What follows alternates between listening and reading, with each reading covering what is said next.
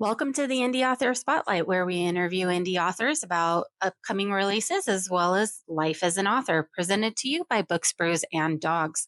You can visit booksbrewsanddogs.com, purchase a blind date with a book, and support animal rescue efforts. Books, Brews, and Dogs is where you can buy a book and save a dog or a cat.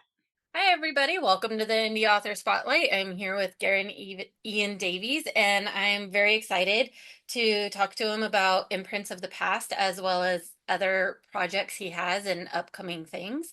Uh, how are you doing today? Doing well, thanks. How are you? I'm, as I said, I'm super excited. Um, and, and one of the things that we talked about earlier is usually I'm on to another book by the time I get the interview scheduled and we can do the interview, but I finished yours today. So it's a little bit more fresh in my mind. So we'll see if I can actually remember the names. Right. I'll help you out there. One of the things I'm notoriously bad at is names. I understand. So your book, Imprints of the Past, is the first in a series. And that's the one that I've read. Yep, And it is the first book that you published, isn't it? it is. Yes, January of 2023. Yeah. Yeah. So, and it's a contemporary paranormal book, and it's it takes place in St. Louis, Yes. which is a place that you can tell through the book you absolutely love that city. Yeah. Yes. You you adore it. And you there were times I felt like I was walking the streets and I have never been there. Right. Right. And there's a reason for that. I mean, that was something that I consciously attempted to do, was to almost portray the city as another character. Hmm. Um, and you haven't asked a question, but I'll answer an unasked question, I guess. But so I had when I started it, which was just before COVID, was when I started writing that book, so it was very much a COVID baby. But I was reading, as I still am, a series by an English author called Ben Aronovich, called Rivers of London, and urban fantasy set in London.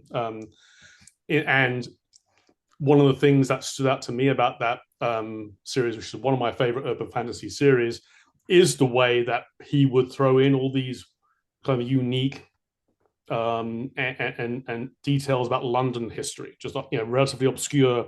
And I grew up in London, until I left for university. So I think I know London fairly well. But yes, he would just portray all these really interesting tidbits about London. So I wanted to do that about for St. Louis as part of this story. I wanted St. Louis to come to life, especially for people such as yourself who had never been here. And so yeah, so it's not just set in St. Louis, but I try and bring out these details of St. Louis history that even some of the people, some of my friends and family who live here, say, "Oh, I didn't know that." Yeah, there's definitely a lot of research that was done for some of the histories that were there. And I had one and it just slipped my mind. But you bring up some of not just the history of the buildings, but the history of the hows and whys they changed from being an institution to being helpful to people coming. So how much of those histories is mixed in? How much of it is 100% this is what happened? It's just the people living it are your characters. So some of it is that there are a couple of buildings in there that are um, absolutely the buildings that they are. So um, the scene set in the zoo. There's scenes set in a building right at the very beginning of the book. That's a converted shoe garment warehouse, I think it was, right? So, or factory, and so that's based on a real building at another address, and obviously other details change. But I want to kind of give this feeling that these buildings have their own histories, and they're not just places that people have lived. They performed all these other functions. Um, there are some where I use a bit more license, and actually, one right towards the end that is based on a totally other um, current building but the history is for another, right? So in other words, and it's a hospital. So it starts out as a hospital, and all the history about this hospital that I present in the book is 100% factual, until the last couple of details. But it's for another building other than the one I portray, kind of thing. So there's that kind of thing going on there where I'm mixing legitimate history or factual history with a little bit of artistic license, to suit the purpose of the narrative. Yeah. But Which is why it's a fiction book and not a history book. correct, but it's the kind of thing that can inspire you to say, well, okay, so yeah, so I didn't know that, and I didn't know that. And said, well, actually, if you want to learn more about it, look up this instead of that, and you'll learn more about it, because that's where I got it from. Yeah. So It definitely makes you feel when you're reading the book, the way it describes it definitely makes you feel like you're walking down the street yeah, of St. Louis. And like I started to wonder at one point if this restaurant he works in actually exists. right. I'm like, can I go visit Hickory? Like, is that a real But place? and that one's pure fiction, right? So the Yeah. street in which it's set, Cherokee Street in St. Louis, which is sort of one of these fringe, almost uh, brought up to date areas, but it's kind of quirky, So that street absolutely exists and it has a lot of restaurants on it, but Hickory itself is completely fabricated. So Yeah. That's it's really interesting and really cool the way that you've incorporated it. As it helped make it really fun to read. It helped really describe it and set the scenes and help you feel like you were truly there. Um, good, because thank you. it really brought it to life. And so um what inspired the story? So Imprints of the Past, and this series, what it is the imprints are um and you have a heart. You make it very clear that this isn't ghosts, it's not this, it's not that. And throughout the book there's a whole um portion of the book where it's just trying to describe this paranormal thing that's happening, because Mm-hmm. they're not exactly ghosts, they're not exactly memories, but they're a little bit of both, but not really. And so, Mm-hmm. you know, and you find the characters trying to describe it to each other and all this.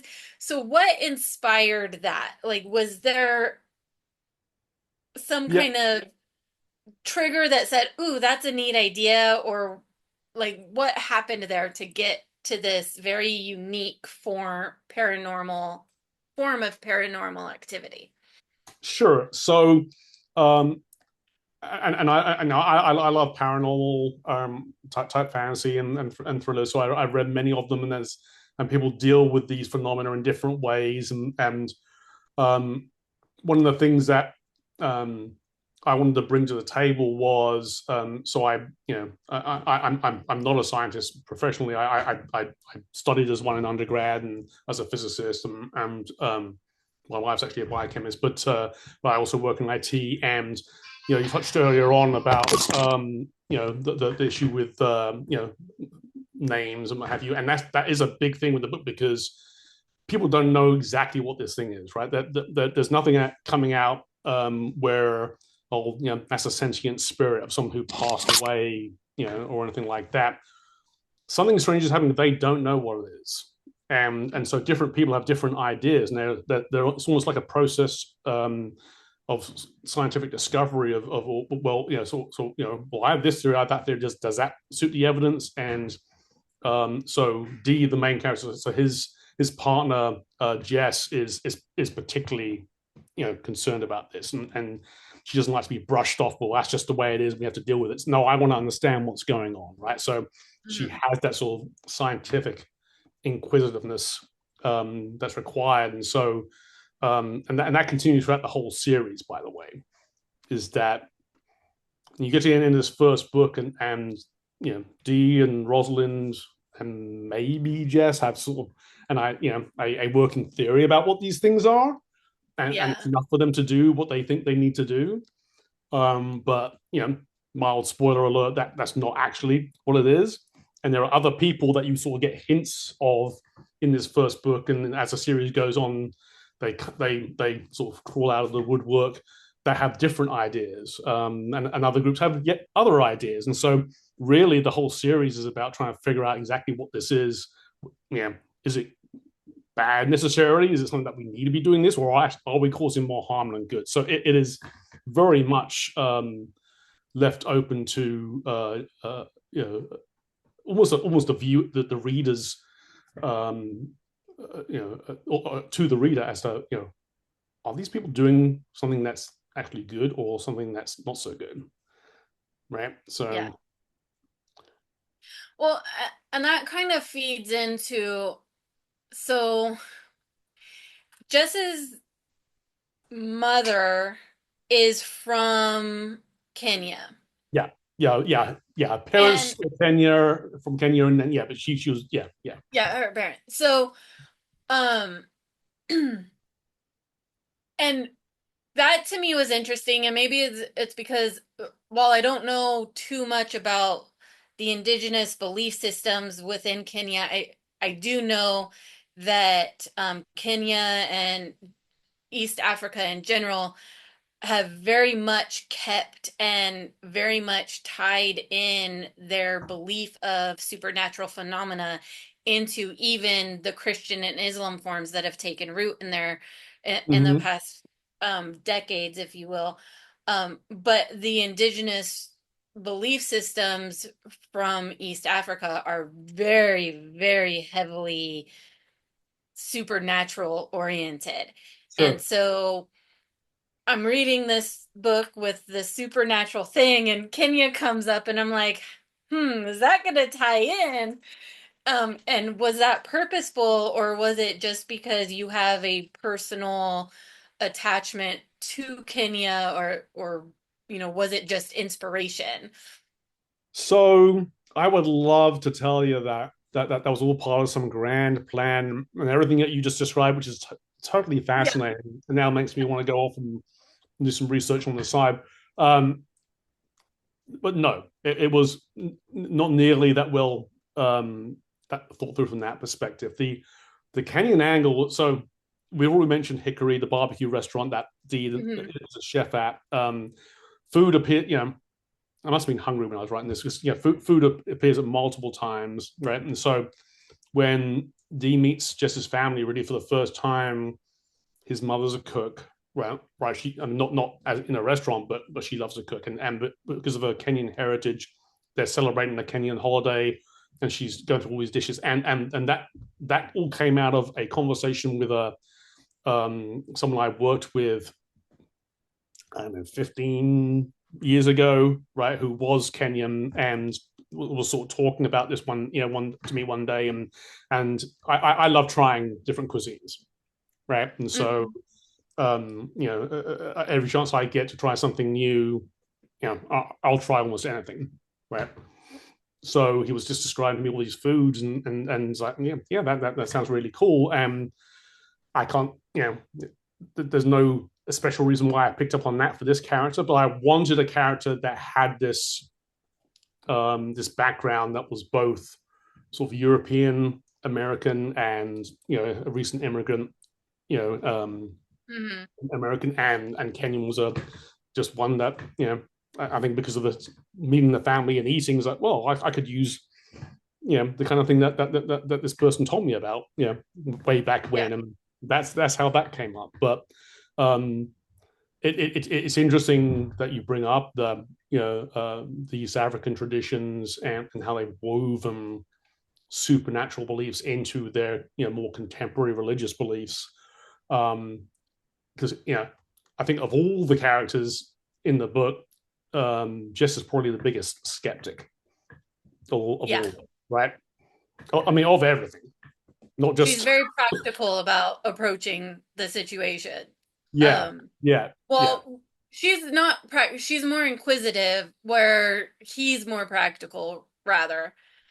She approaches it very inquisitively and he's more like, let's just take care of it and move on.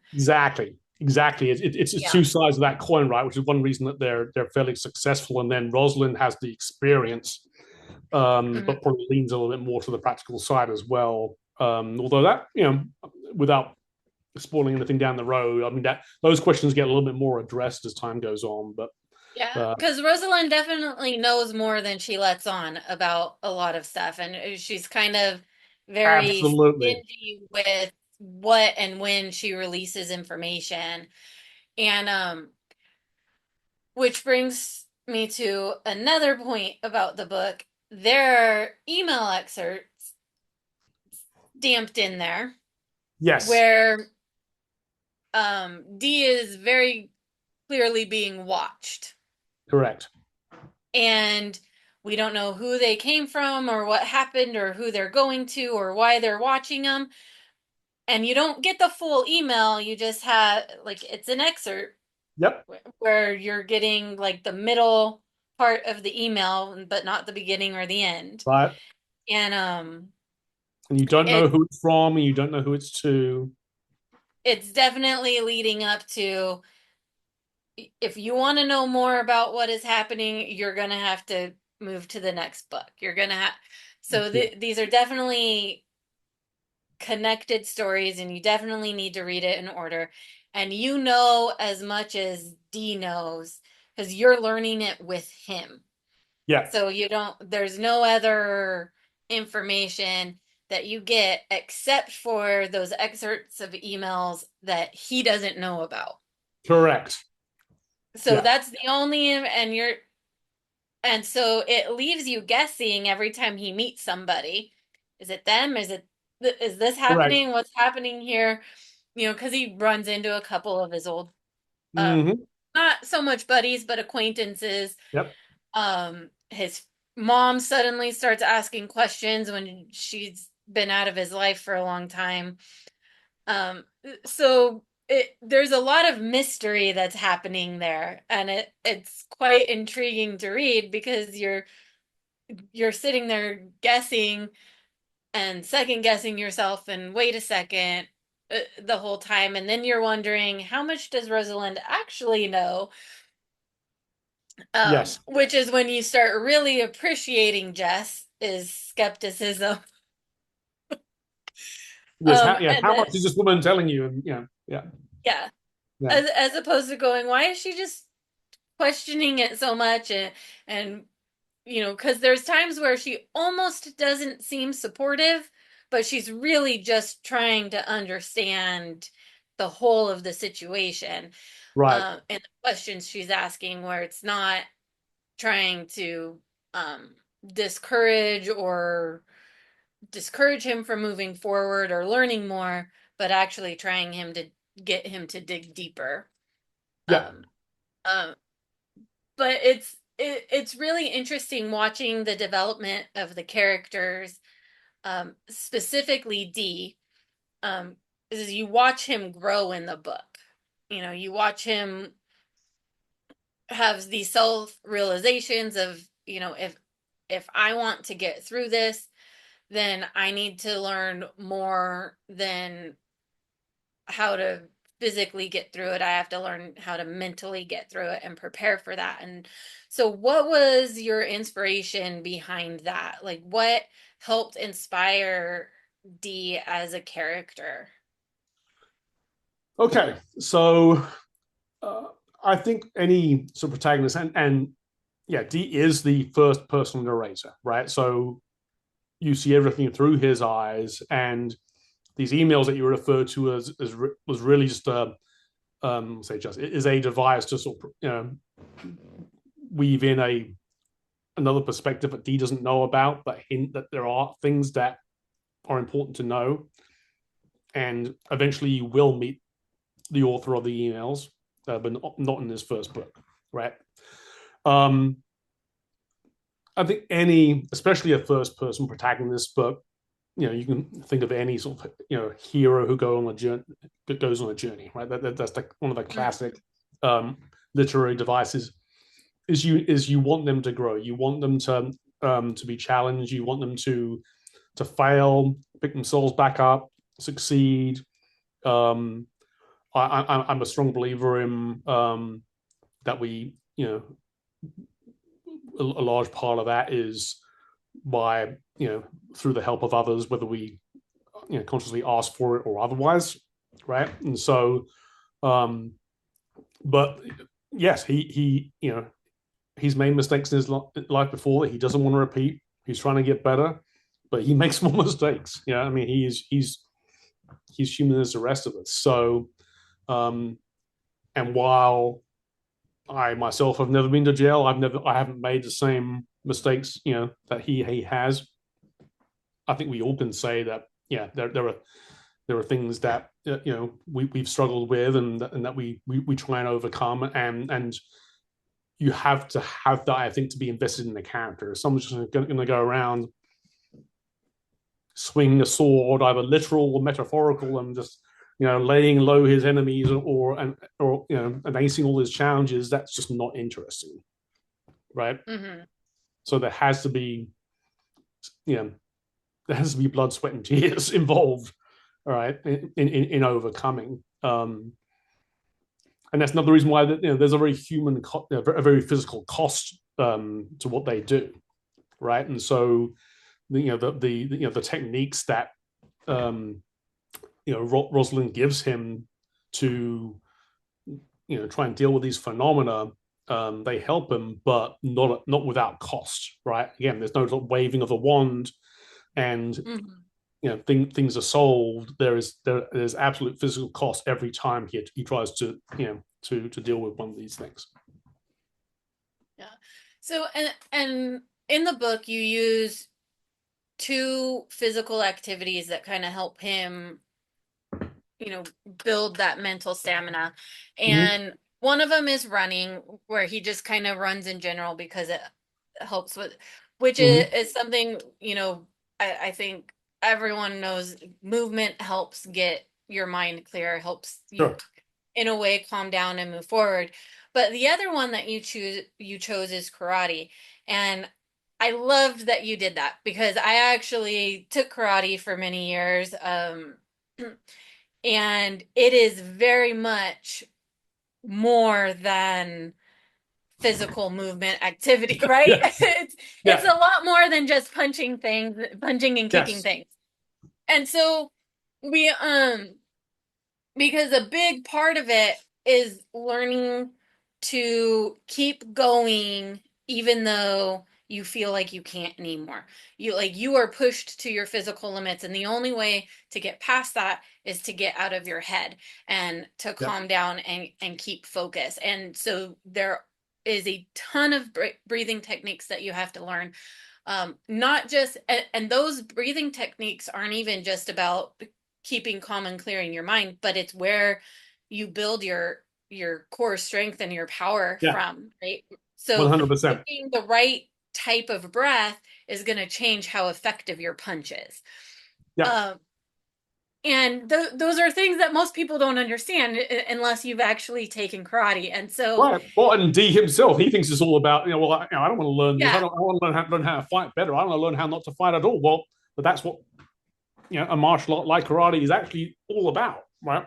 Is not fighting Mm-hmm. as much as it is about fighting.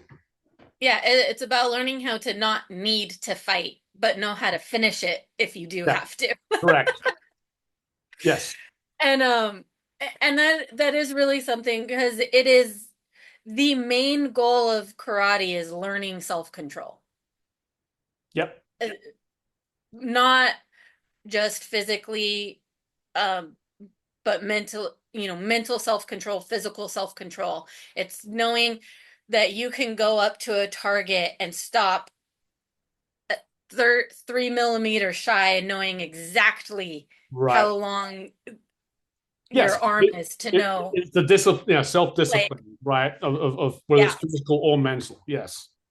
And so it's really it, it was really fun for me to see somebody else explain that in the story.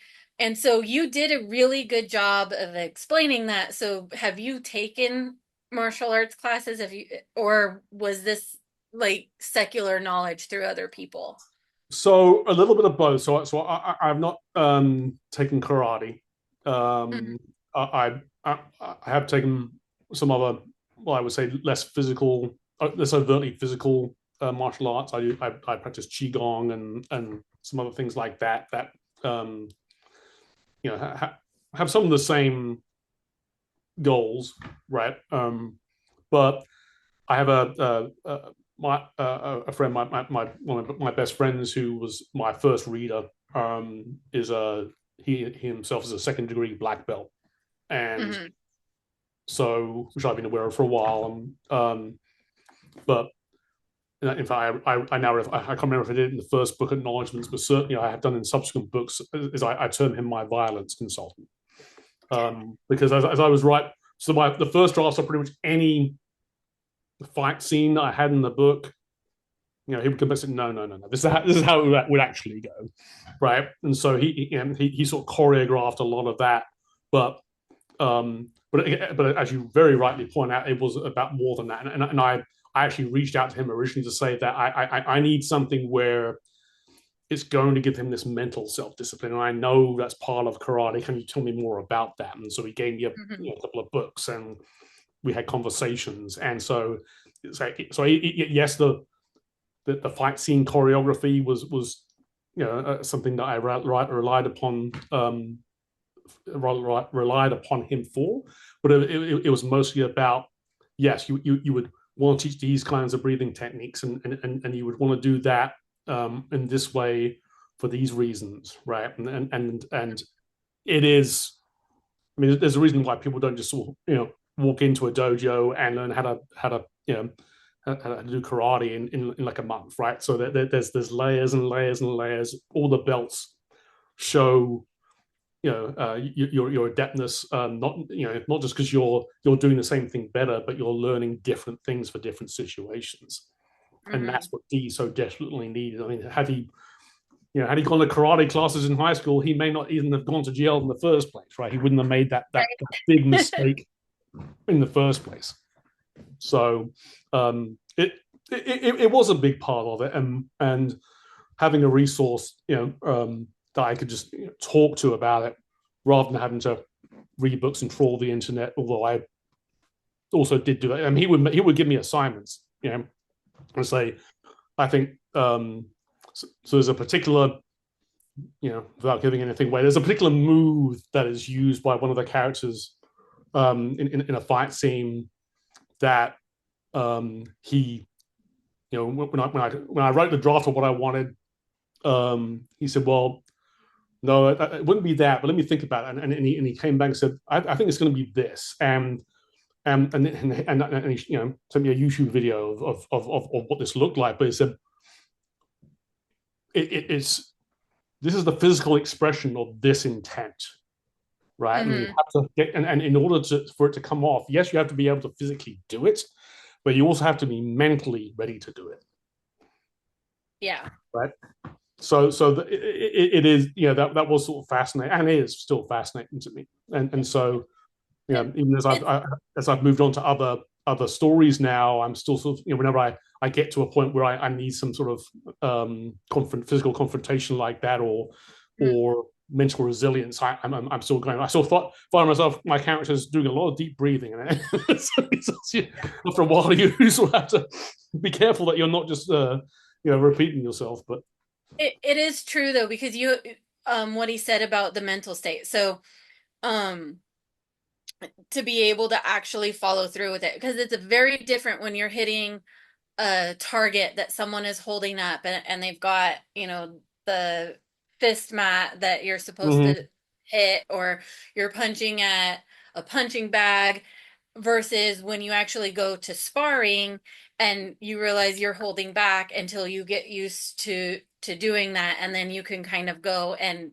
hold back at that last second so you're not damaging your sparring Right. partner, depending on how willing you are to bruise each other up.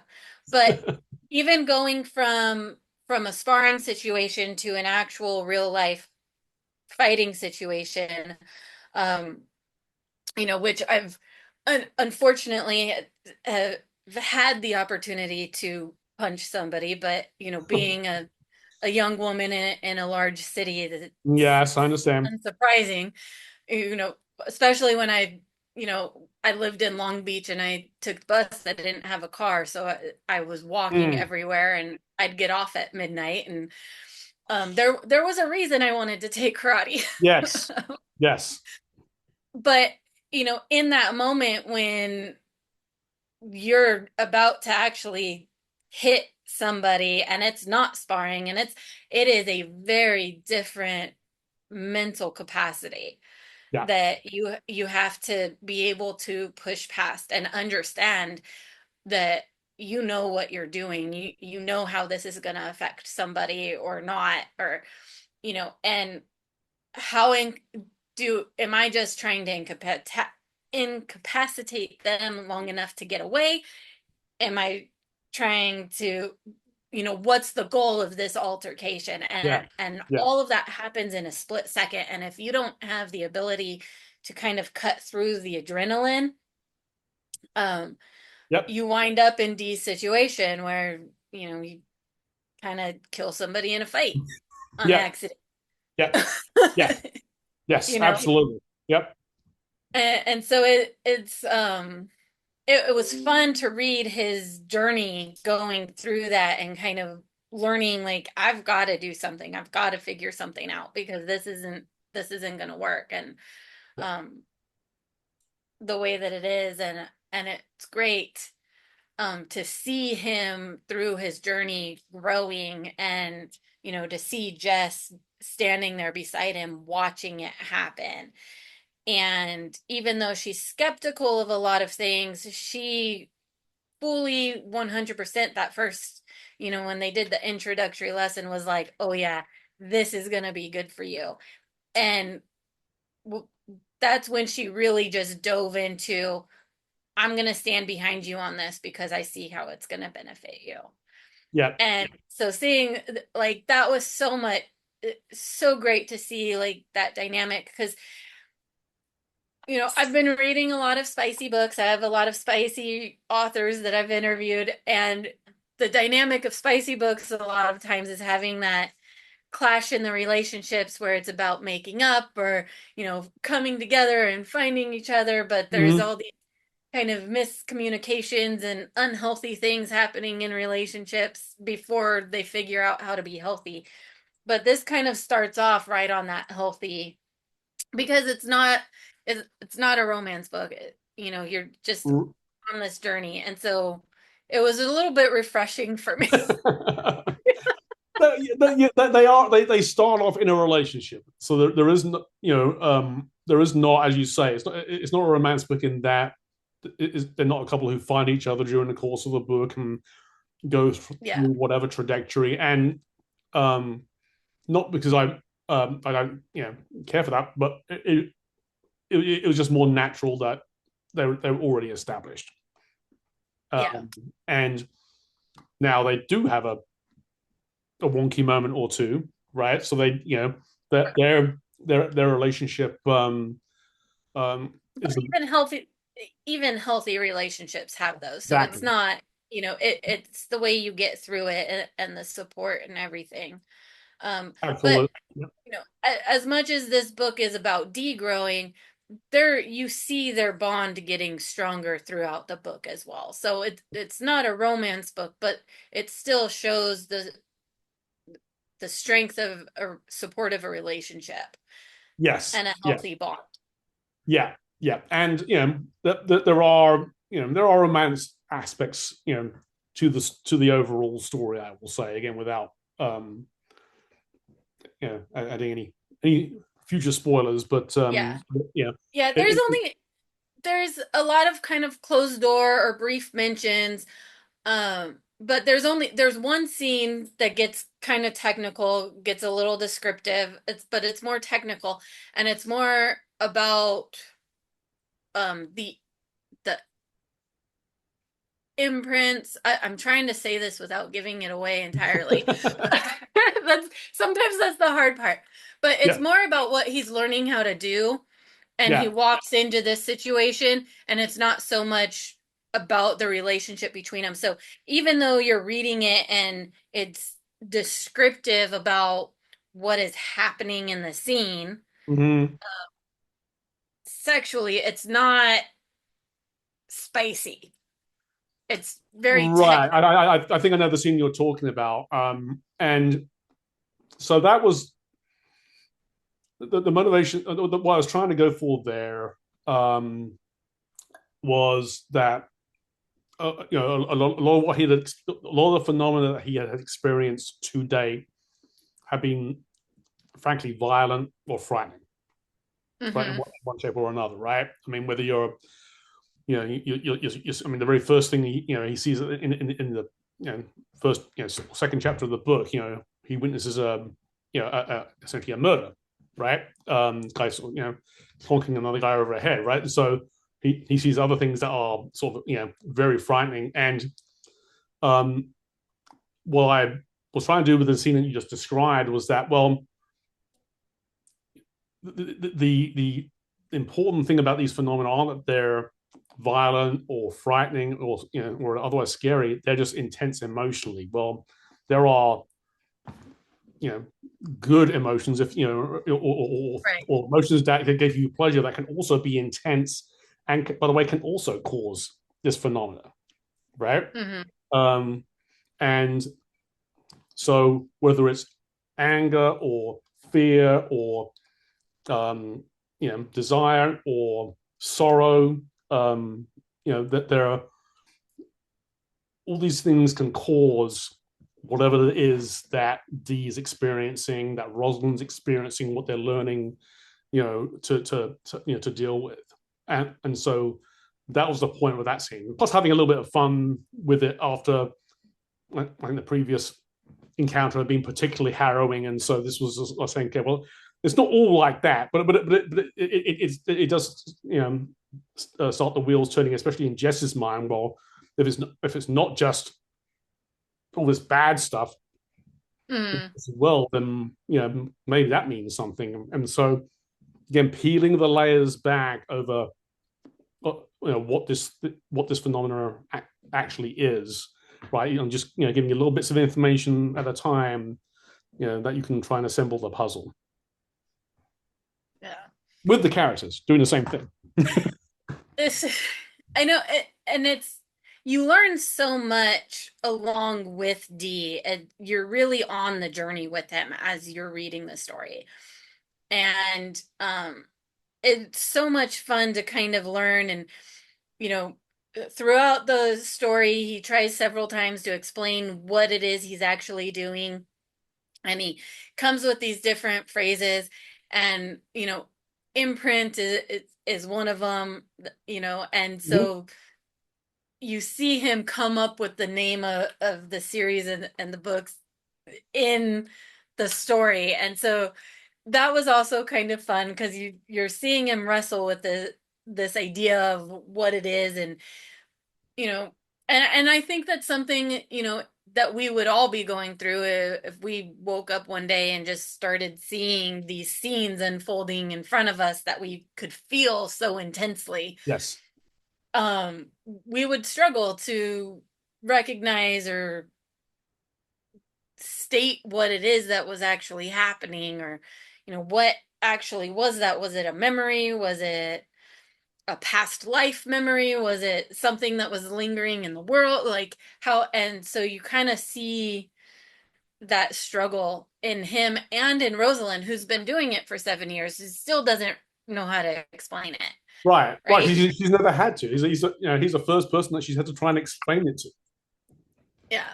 right? Because So, her husband just sort of lets her get on with it, but yeah. and that was fascinating too, because I think as I was writing it, and that was a very conscious decision because the names that we choose for things have consequences, right? Because if I Mhm. say ghost or I say memory, those conjure two very different ideas about what that thing is, Yeah. right? So he's fumbling around trying to find the best word to describe it. And that's a very relatable thing. We do this, Right. in some way, shape or fashion every day. You come home to, you know, to your partner or to a, whoever, or to a friend, and describe something that happened, and it may not be as something as weird and and intimidating as an imprint, but just something that happened. You saw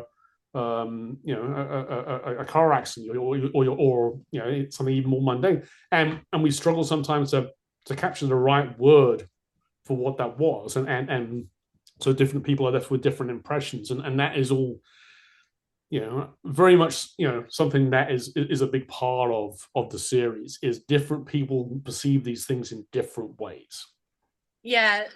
So the way Rosalind, what she hears and sees, even though they're seeing generally the same thing, they come out of it knowing that this is what we have, this is what happened, and this is what we Mm-hmm. saw.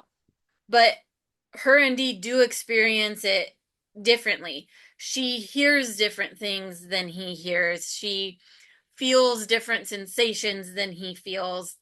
Yep. Um, Even though they're in the same experience, and that's such a real life thing, right? We can all read the same book and come up with 100 different interpretations of it. We Yep. can all be standing right there hearing someone say and come up with different interpretations because our world experience influences how we see and feel and interpret.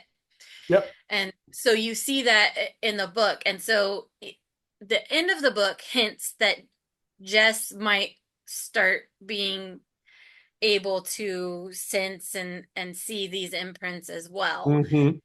And so it'll be interesting to see how that develops and how her perception changes, and how she delves into that idea, um uh, Yes. and continues in on this journey because you are now on book 3, just came out, Book three came out or last May, which is and that was the third and okay. final. So it is a complete 3 book series. Yeah. Yeah. Okay, it's a complete trilogy. So you have it's Imprints of the Past, and then what is book 2? I'm trying to Tethers of the present. Tethers of the Present, and then Echoes of the Future is the one Yep. that was released last year. Yep. Yep. So now it's a complete series. Yep. Very exciting. Because most of the series I'm reading right now are not complete. So I'm like, ooh, I Yeah. can actually I finish say one. it felt so good to publish a third one and be complete with it. Even though it was kind of bittersweet because I missed the characters, but actually, yes, I've actually finished something now. When I'm talking to people, when I'm at a book signing, or you know wherever, it's like, yeah, there actually is an end. you know? Yeah. So So, and then you also have a couple of short stories in some anthologies that yep, you've done. yep, There's a volume 1, volume 2 anthology, which is the Dark Fairy Tales, for the Unloved. yep. Um, and then there's you have another one. Um, So I do have a new book coming out um, in May. True Silver, is that the one you? no, I was thinking there was another anthology, but I could be Oh, mistaking. no, that short story anthology, Paranormal Yeah. Playground. Yeah, Okay, that one. Yeah, yeah, so you have 3 short story anthologies that you're a part yep, of. yes. And then let's talk a little bit about this book you have coming out. Okay, This new one. Let's switch gears a little bit into something new. absolutely. Yep, yep.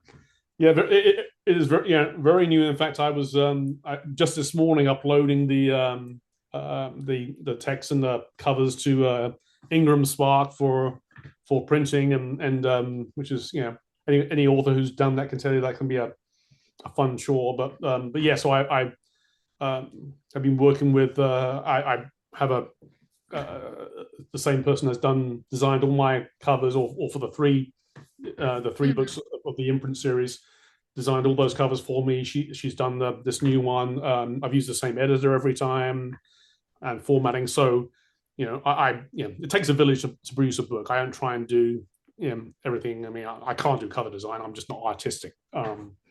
My younger daughter got all that, but anyway, so um, yeah, it is much more of a dark fantasy. So completely different. It's actually not even set in our current world. It's a sort of alternate world that is sort of recognizable as a alternate, maybe North America. I mean, there's people running around with mobile phones and driving cars and stuff, but it is a different world. There's magic wielding people, and it's a very much a two-tier society where the humans have they're the they're kind of the rulers of the society. The what I call the folk, who are fave, however you want to describe those.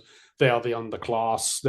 They have magic, but it's exploited by the human empire for and so it's that's kind of the starting position, and really the intent of the series is to show these people sort of suppressed or oppressed folk sort of trying to reclaim their heritage, trying to Mhm. start a revolution to come back, right? So that's the general premise of the book. Um, Well, that sounds like a lot of fun. Yes, Um, I'm sure I could have said that lot more clearly and appetizingly, but it's it was you want to do something a little bit different, and the little guy fighting against the big guy, that's kind of another classic, I guess, trope, if you want to use it. I'm terrible at tropes, but we all like the underdog, right? And root for the underdog, and right. and so in many books, and I've read a lot of epic fantasy, and that's probably my first love, along with sort of sci-fi, and more recently the urban fantasy stuff. But certainly in most of the epic fantasies I've read, the elves or the fae or others, they've had more of the upper hand, and the poor humans are just kind of trying to keep up, and so I'm going to flip that script a little bit. And I don't know if you've ever seen the show Carnival Row. Um, No, I've not seen it. I have considered watching it, but I've been yes, so busy. yeah. I've not had an So, opportunity. that was one of the inspirations, where a human civilization or government, basically turn the tables, and the Fae are the underclass. So this was sort of taking that and putting it in a sort of more recognizably modern context, but not in not in our world, in a world that's like our own. So things behave mostly the same, but there are some key differences that are sort of important to the story. So it's been it's been fun, and being able to world build something is I didn't feel comfortable enough in my first book to do that, and so one of the Mhm. reasons I set the first book in St. Louis is like as we talked about earlier on, I know St. Louis pretty well, and so I didn't have to worry about that. I could worry about the plot and especially the characters, making the characters real. And now after three of those books, and a few short stories, I'm getting a little bit more confident that, or maybe I can try, do a decent job at world building as well. So I'm just sort of adding to my own skill set and my own growth as an author, to be able to Mhm. do that. It's always fun to be able to watch somebody grow. So it's really exciting to see the changes from starting here to what you start to incorporate. Um, so I know. that you are connected to a lot of authors that do spicy stuff. You're reading of and you're helping them through their journeys, um, and the reading of their novels encouraged you or inspired you to maybe start incorporating that a little bit more or feeling comfortable um, in that? Like, how do you get inspired by the other authors that you know?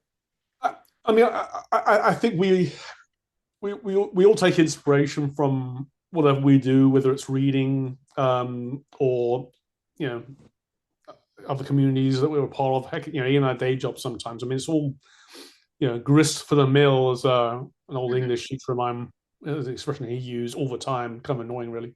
But it's all raw material for you, right? And so, yes, I've been fortunate enough to connect with many, amazing indie authors on Instagram and other places and events, and many of them, some of whom I consider really good friends. Now, I mean that they they write more spicy stuff, right? They're much more comfortable writing spicy stuff, and it's not that I'm not comfortable with the idea of it and reading it, and it doesn't bother me, but um, it's something that I think has to be done well, and it has to be done appropriately for the story that you're trying to tell.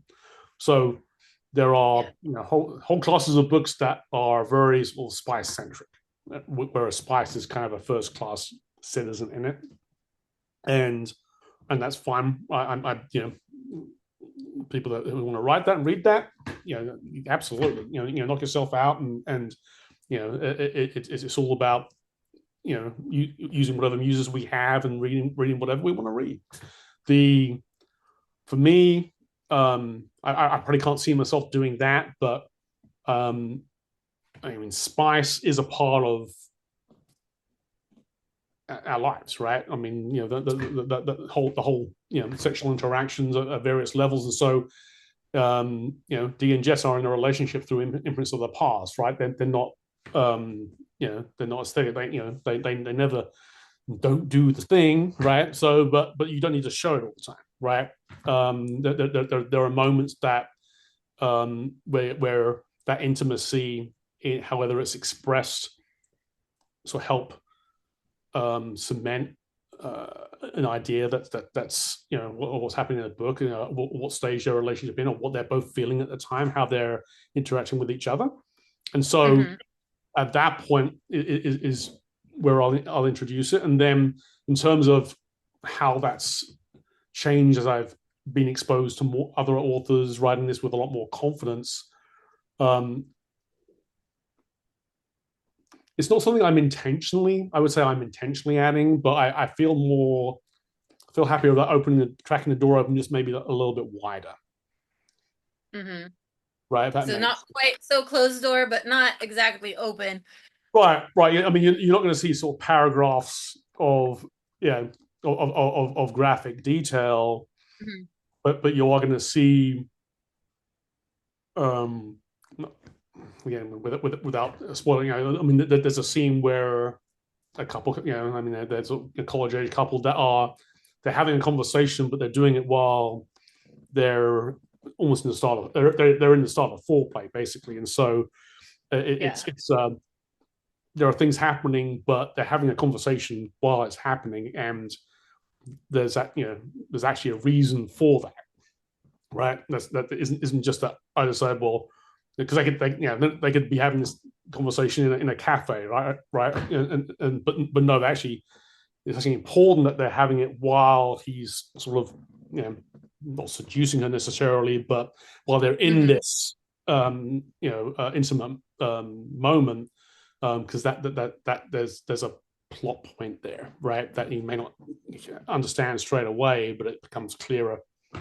why that's important. So open the door a little bit wider, with a little bit more confidence, but it's unlikely that you're going to see me write paragraphs and paragraphs of graphic Yeah.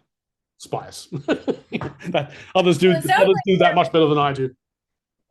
yeah, it sounds like you're expanding your um writing skills on a couple of different levels as you move forward, as you build the relationships with these other authors and are introduced to their ways of writing.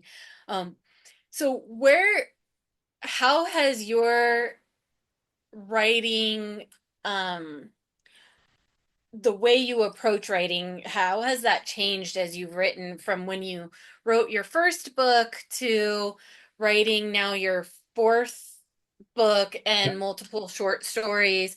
How has that process, what was it like when you started to what about it has changed and kind of cemented or gone away for you? Yeah, it's a good question. I think one thing that I can really speak to is that my in my first book and even really beyond, it it was hard for me to write something that wasn't, you know, I wouldn't say perfect, but the urge to continually sort of stop and self edit and rearrange things as I was writing that first draft, as I was getting the ideas down, Mm-hmm. was really hard to break from. And I, I planned out, that first book in particular, had an outline, um, reasonably detailed outline that I mostly stuck to, but I couldn't just make myself get the words down. Right, I couldn't say, well, I don't know what to call this. Right, there's a school or a restaurant or a whatever, and I don't know the name for it. Well, I'm just going to kind of sit there and 5 minutes and try and think what. Now I just do sort of, okay, XXX and put it in square brackets and move on, right? And I'm much more confident now, just not just slapping it down, but getting the words down, not letting details like that interfere with that first draft, right? Mm-hmm. And allowing myself, so I'm a little bit faster paced now and getting that first draft down, and being comfortable with it coming back and saying, okay, what needs to be tied up, or does this whole section work at all? Because you can agonize, and I did in that first book. There are a couple of like whole chapters in that first book, in Imprints of the Past, that um, I had done this for. I'd agonized over certain details and done certain ways, and then end up like throwing that all away because it didn't work for the story anymore, right? In one way, shape, or form. So that kind of comfort with not prematurely optimizing what you're doing. And I use that term because that's a term I use at work all the time. And I tell people, just um, I review people's software code. And so don't worry about getting it perfect first time. Get something that works. Get something that gets the idea down, and then come back and make it better, right? Make it good. And so following my own advice there in my writing is one way that I have changed, because now I can I can throw things out and you know I was writing a piece, something yesterday morning for the next book, and it's like, well, is that consistent with what? It's like, don't worry about it, just get it down. Just get it down. I'll catch that on the on my first self edit, because I go back and before anyone else looks at it, and I catch some of these more egregious issues, but it's like, just get it down. I got to get this thought out, so that's definitely one way that I think I've improved. And then you do get um, just a little bit more comfortable. So I have an editor, copy editor, who certainly the first two or three books was saying a lot of the same things, right? It's like, I almost gave up with commas entirely. So I apparently don't know where to put a comma, but there was some of the things that he would, and he never used the word correct. It was, he was couched in the suggestions, right? I was fortunate. I am fortunate to have had an editor all my books who's very concerned with preserving my voice, Mm-hmm. even as he stops me from, be my own worst enemy. But he is, continually sort of he has given me certain pieces of advice beyond just punctuation, but certain phrasings have I've actually adopted from feedback that he's given multiple times, and that's now I'm more comfortable with that, and I think about constructing a sentence or a paragraph in a certain way because of feedback that he has given. So that's just not anything that you're going to get until you do it and until that that person looks at it and gives you that feedback, right? So Yeah. I imagine that editing is one of the hardest parts of getting a book published and getting it out there because one, if you try to edit it yourself, you run into the problem of you know what you meant, and so you don't always catch things that aren't fully explained and leave questions. But then having someone else edit something that you poured your heart and soul into, knowing it's going to come back with corrections and what the hell does that mean? And you mm-hmm. lost me here. And knowing you're going to have to look at that and knowing that, they're looking at it very critically and on purpose, like Yes, purposefully being critical. And even though you're handing it to them to do that, I can only imagine, it's like feeling like a kid getting their report back and just seeing red everywhere from the teacher.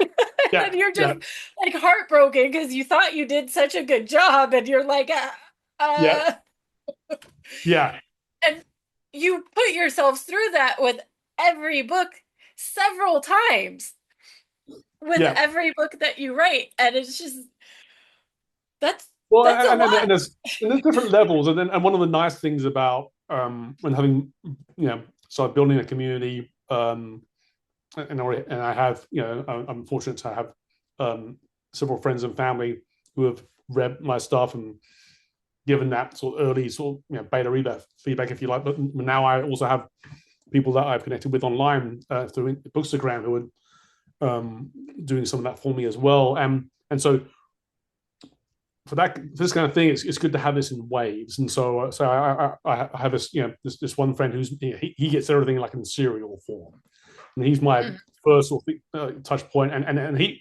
he's not looking for grammatical errors. He doesn't give a crap about any of that stuff. He cares about does this read well? Is the story interesting? And so there's a couple other people that are like that as well. And then when I've got something into a decent shape, then you give it to other readers, and again, you're looking for things that they like about the plot and the characters, things they don't, right? So by the time they get to my copy editor, he's the one who's really sort of say nailing down the grammar and the misspellings, and apparently I can't spell the word discreet.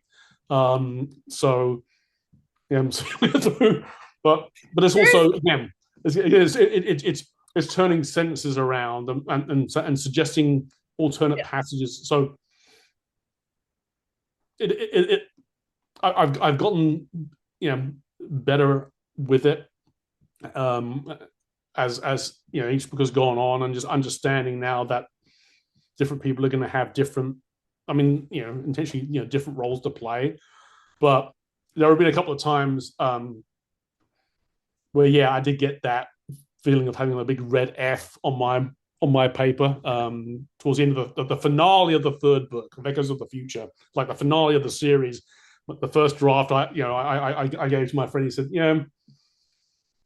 you say, I love you, right? But this doesn't work. It's like I built up to this moment for three books, and I flunked, and that was probably the lowest I felt. And he did it in just the right way, and then he helped me sort of talk through it, and I came up with some other ideas, and then we both liked what I came up with, but yeah, to get that. Obviously, you've invested three books and like no F. Yeah. That was pretty bad. Oh, that would be so heartbreaking. But don't feel bad. It was When 100% right, when by it the way. comes to words you just can't get right. I have a few of those, right? Um, where it's like every time I go to write it, I have to check the dictionary. I have to go to the dictionary and go, how do you spell that? Yep. And I always every time switch two of the letters around. I do it in believe a lot. I always Yeah. switch the I and the E, and I'm like, I look at it and I'm like, this is wrong. And I fix it, and I always fix it wrong because I get it right the first time, and then I Yeah. change it to the wrong one every time, every Yeah. time. And you would Yeah. think that I would know. No, that You always the change connection it, is and just you're too always solid, wrong, right? Yeah. but it doesn't matter. Yeah. And it's not like it's these, it's not like we're spelling supercalifragilisticexpialidocious wrong. We're spelling these basic words that are simple that you use on a regular basis. But Yeah. for some reason, you just can't get your brain to connect that particular. Right. You're not alone. I've Yeah. been there. I have I have the additional challenge of having grown up in Britain and so writing out British spellings and Oh yeah, now having lived in adding States for U's into yeah, color and right. And so 30 after 35 plus years of living here, I'm I've adopted most of the American spellings. Every now and again one will trip me up, and yeah, so, but yeah, that's yeah. again that's That would be an added factor into having, because even some of the grammar is different yes. between English, uh, Yes, English and I've been English told and by American English. and I've been told by a couple of people, that I have a sort of very formal tone to my Hmm. books. Yeah, I mean, I'm sorry, I guess I just read too much Thomas Hardy or back in school, and but Well, but it's probably also just ingrained in how you speak in general. Um, yeah, the formality, the way you approach things is is going to just inherently be different because you yeah, grew up in Britain, right? You yeah, grew up in yeah, London, and so it's inherently different. And I've never been there, but I've known a few people who grew up there, and they do tend to speak more formally, especially with people that they don't know, than as opposed to falling into slang. And Britain has its own slang, but it's still the way you structure your sentences is different.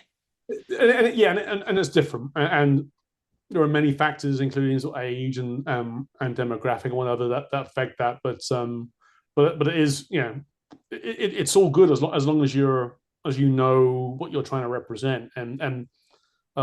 So Rosalind in Imprints of the Past in that series, I mean, she is British, a Hmm. little, about just a little bit younger than I, but she is her day job is she is an English high school teacher, right, at a Catholic girls' school, fictitious Catholic girls' school in St. Louis. So she is, of course, very precise about how she speaks, right, and that does come across, and something that I was trying to keep without making it sound too stilted. I mean, I didn't want to sound like the Queen because she's definitely not that, but she does Yeah. talk in a different way than Dee and Jess do, for example. So, Yeah. And I imagine it's hard, that's something that's hard to do, um is come up with a different way that characters speak, right? Because each person has a way that they speak, and some people use more slang and some people mhm. don't, and your characters have to feel through that. And I had one author that I spoke with. God, I wish I was better at remembering names, but she was talking to me about how someone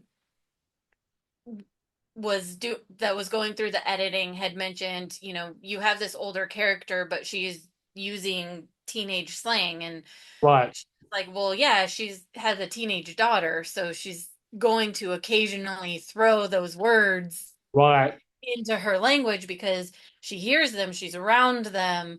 And parents do tend to start incorporating some of the slang their teenagers use. Maybe not all of it, but some right. of it. Yeah, And So while she was older, she was really trying to bring out, what it was to actually be a parent, which means also adopting your kid's language in adult conversations. Yeah, And so it's that is something that is so detailed that as a reader I never really thought about until I started doing these interviews about how important the way each yeah, individual character speaks. And it's almost like you start becoming a linguistics expert when you're writing, because you're like, how would this character actually speak? Or this one, how would this come across? And then trying to get that out on paper. yeah, yeah. It is.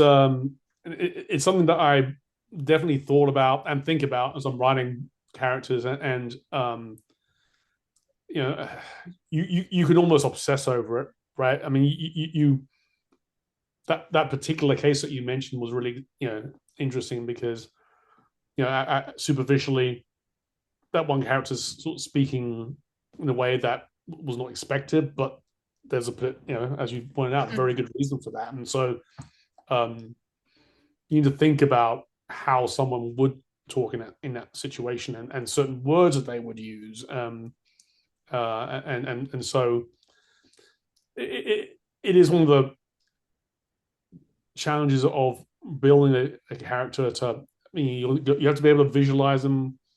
They have to have a way of acting. There's going to be at least one or two things unique to them that helps distinguish them. And one of those things can be the way they speak. Mm-hmm. I got one character in my current book who, I mean, she's the head of a government agency, and she's just she's talks like a sailor. She is f this, I mean, and not other characters don't curse in the book, but she is, that's just who she is, and there's potential reasons for it, but you can tell from a piece of dialogue that it's this one character, and so there's, I mean, that's one example, but yeah, and using slang is another one, and with a parent, and there's moments of that where a younger character will use a word and a slang word, and the parents will, what the hell does that mean? So Yeah. it is something that you can use to help flesh out that character and make it so that if a reader sees a piece of dialogue and it doesn't have a dialogue tag to say, it was, D said or just said, they can maybe intuit who said that just based on the dialogue. Yeah. Yeah. It's really amazing what you can portray without telling them what to think, or telling the reader what to think and how to think, just by the tone and that you set in the words that you use, and what you can have portray from that and feel from that. And Yep. I think that's why reading and storytelling is such a magical thing. Um, is that, I mean, that's what you guys are as authors. You're storytellers. Whether you're a Yep. fiction writer or not, you're telling a story. And um, we're consuming that as readers, to either learn something or to escape. But I truly believe that you can learn just as much from a fictional book as you can from a nonfiction. It's just different information. You're learning how, from fiction, I think we learn how to adapt, how to empathize, because in fiction, they're characters that don't resemble us, they don't act like us, they don't go through the same experiences. They're going through these grandiose type experiences that, Mm-hmm. Often, yep. and yet we're still able to find a way to relate to them on an emotional level. And so I think that really helps us build our empathy. And we're just, and so you do learn a lot from fiction. It's just you're learning it in a different medium. You have to be a little bit more critical thinking, because you're not being told these are the facts, this is how it works, this is, Right. Right. And so you bring in that critical thinking a little bit more of, well, why would they have taken this action instead of this Yeah. action or that? And And what to, would I have done in that situation, and that kind of thing. Yeah, yeah, absolutely. it's really such an amazing craft, storytelling. And I just, I am so blessed to be able to meet so many of you guys. Yes, I get to talk to you, and it's it has been one of the most enchanting experiences of this past year since I started doing this. It is getting so many different authors to talk to and seeing all the different ways that these stories are told and how you come up with the stories. And many of you have a lot of things that are similar, but every single one of you approaches it in such a different way still, and it's so yeah. individual, and it's just It, really an it is, and that's been amazing. one of the things that I've taken a lot of pleasure out of, to be part, as I've grown into this indie author community, is to have these conversations with other authors, and whether it's online or at an event, and really, we're all celebrating storytelling, and um, and we're all readers. I read, as much as I can, and so I'm just trying to, to do what, many others have done, and are doing as well, and it's just, tell a story that someone would like to read. So I do apologize. It is 4 o'clock Yeah, here. I was just looking at the time. I'm like, oh my goodness, we've gotten a little carried away here. We have. So I actually do the work meeting. I've switched to. I blocked off some time in the afternoon, but I will have to get back to that. But Yeah.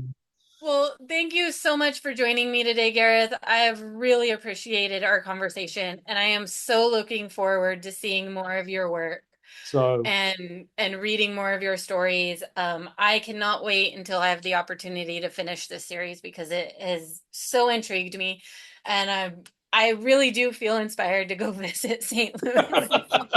It's never been on a place for me before, but now it seems uh, you've brought such life to it for me that it'd be interesting to actually go walk those streets now after reading your book.